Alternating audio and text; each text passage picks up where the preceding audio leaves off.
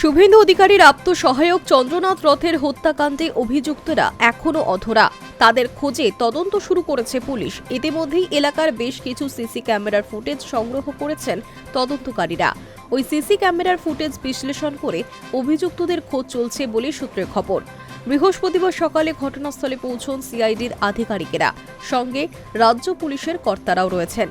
CID এবং রাজ্য পুলিশের সদস্যদের নিয়ে একটি দল গঠন করা হয়েছে। তারা তদন্ত শুরু করেছে। যেখানে বুধবার রাতে চন্দ্রনাথ রথকে গুলি করা হয়েছে, সেই এলাকা পুলিশ কার্ডন করে রেখেছে। কেন্দ্রীয় বাহিনীও রয়েছে মোতায়েন।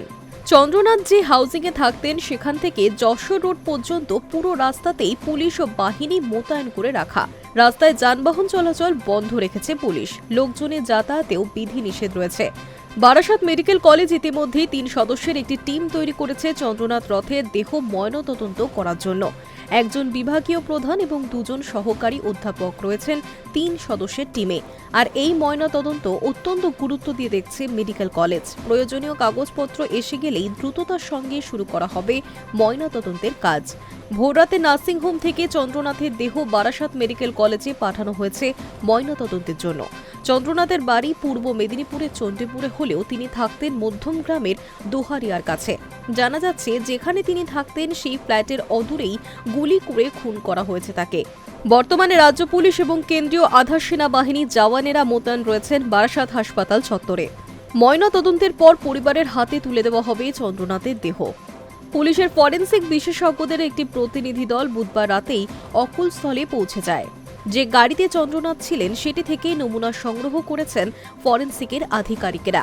গাড়ির সামনের দিকে চালকের আসনে এবং পাশের আসনে 2 জায়গাতেই রক্তের ছোপ রয়েছে। সেই 2 আসন সহ গাড়ির ভিতরের বিভিন্ন অংশ খতিয়ে দেখেছেন। সকালের দিকে গাড়িটিকে অন্যত্র সরিয়ে নিয়ে যাওয়া হয়েছে। শুভেন্দুর আত্মসহায়ক খুনের ঘটনার পর রাজ্য পুলিশের ভারপ্রাপ্ত ডিসি সিদ্ধনাথ গুপ্ত পৌঁছে গিয়েছিলেন মধ্যমগ্রামের ওই হাসপাতালে। সেখান থেকে বেরিয়ে তিনি জানিয়েছেন, তদন্ত শুরু হয়েছে। অপরাধে ব্যবহার হওয়া একটি 4 চাকা গাড়ি বাজেয়াপ্ত করা হয়েছে। নম্বর প্লেট অনুযায়ী সেটি শিলিগুড়ির, তবে নম্বর প্লেটটি ভুয়ো বলে মনে করা হচ্ছে। এছাড়া কিছু গুলি এবং ব্যবহার হওয়া কার্তুজও পাওয়া গিয়েছে। তদন্তের স্বার্থে এর চেয়ে বেশি কিছু প্রকাশ্যে বলতে চাননি ডিজি। আমরা ইনভেস্টিগেশন স্টার্ট করেছি।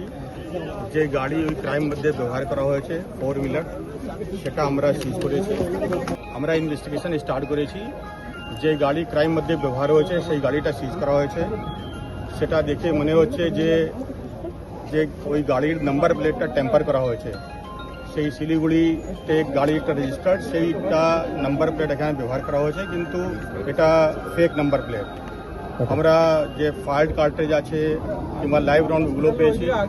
বাদ বাকি জিনিসটা আমরা আই উইটনেস সবকিছু দেখে আমরা ইনভেস্টিগেশন মধ্যে এগোচ্ছি। এই মুহূর্তে এর থেকে বেশি বলা সম্ভব না, আমরা ইনভেস্টিগেশন এগোচ্ছি।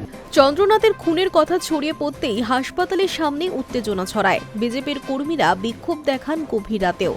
অবিলম্বে দোষীদের গ্রেফতারি এবং শাস্তির দাবি জানানো হয়। চন্দ্রনাথের খুনের খবর পেয়ে রাতেই হাসপাতালে পৌঁছে গিয়েছিলেন শুভেন্দু অধিকারী, কেন্দ্রীয় মন্ত্রী সুকান্ত মজুমদার সহ রাজ্য বিজেপির নেতামন্ত্রীরা। শুভেন্দুর অভিযোগ, বেশ কয়েকদিন ধরেই রেকি করে পরিকল্পনা মাফিক ঠান্ডা মাথায় খুন করা হয়েছে। তিনি জানিয়েছেন, মৃতের পরিবারের ও আহতদের চিকিৎসার যাবতীয় দায়িত্ব নেবে দল। শুভেন্দু আরও জানিয়েছেন, এই খুনের সঙ্গে রাজনীতির যোগ থাকতে পারে, তবে তা নিয়ে এখনই কোনো মন্তব্য করতে চাননি তিনি। সঠিক তদন্তের স্বার্থেই ফুটেজের বিষয়ে কোনো তথ্য চাওয়া হয়নি পুলিশের কাছ থেকে।